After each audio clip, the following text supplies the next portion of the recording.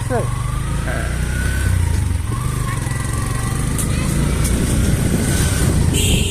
এই আস্তে রিল্যাক্স।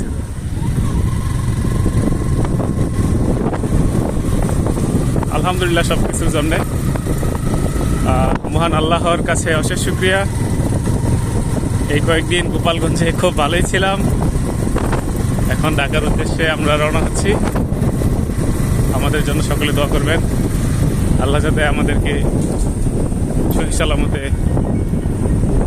ঢাকায় পৌঁছে দেয়।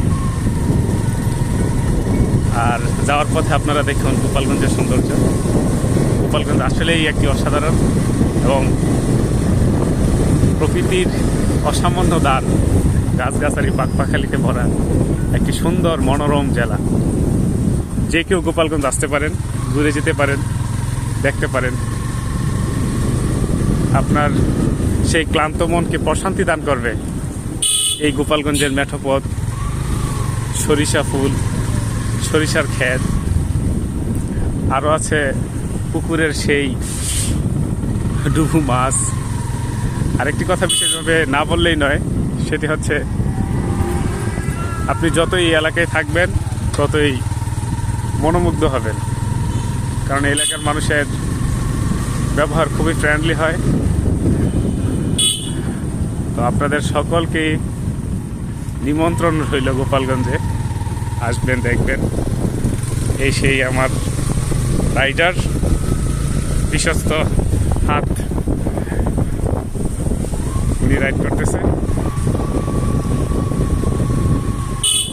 আপনি প্রকৃতির সান্নিধ্যে যতই থাকবেন ততই আপনার মন প্রশান্তিতে ভরে যাবে।